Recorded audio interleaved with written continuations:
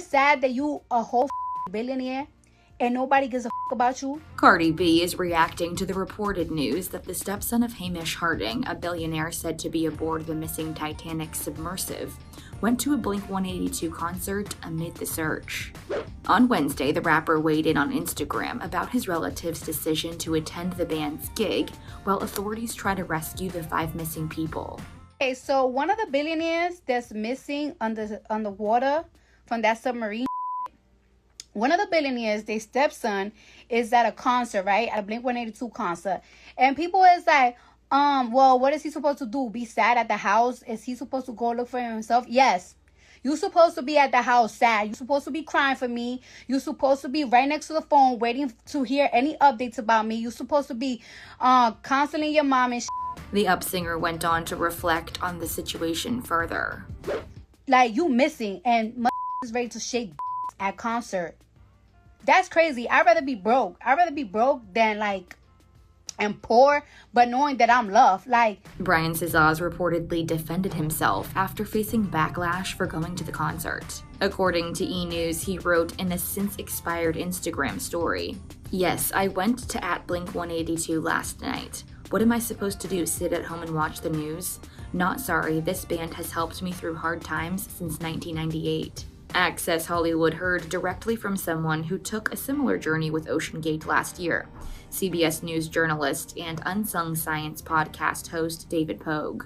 OceanGate Expeditions offers you the once-in-a-lifetime opportunity. Who are the typical clientele for these missions? We've had people who have mortgaged their home to come and do the trip. We had one gentleman who had won the lottery. OceanGate, the company behind the current underwater mission, successfully reached the Titanic for the first time in 2021. It's a dive that takes you down 2.5 miles to view the ship's remains in a carbon fiber submersible. The cost? $250,000. David Pogue from CBS News was a bit nervous when invited to go along last year. An experimental submersible vessel that has not been approved or certified by any regulatory body and could result in physical injury, disability, emotional trauma, or death.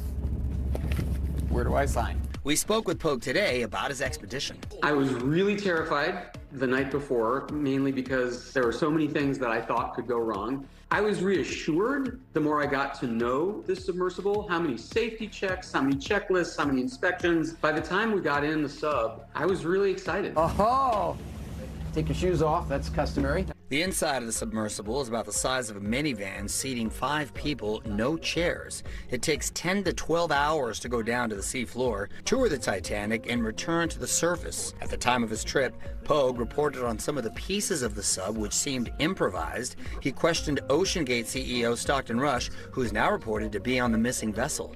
We run the whole thing with this game controller. This submersible has some elements of MacGyver-y jerry-riggedness. I don't know if I'd use that description of it. The pressure vessel is not MacGyver at all, because that's where we work with Boeing and NASA and the University of Washington. Everything else can fail.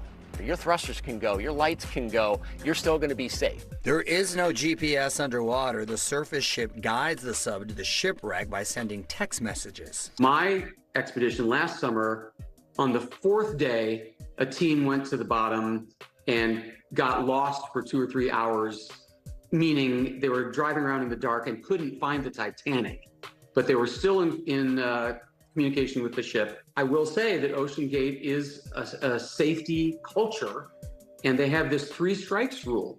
If 3 things go wrong, no matter how tiny, the dive is aborted. Oh, look at that. Titanic director James Cameron has taken a similar dive. He went back to see the Titanic's remains for a second time following the release of the film in 1997. This time, he took along its star Bill Paxton and filmed it for the 2003 documentary Ghosts of the Abyss. It's dangerous. You'd have to be thoughtless not to really appreciate just how deep you're going.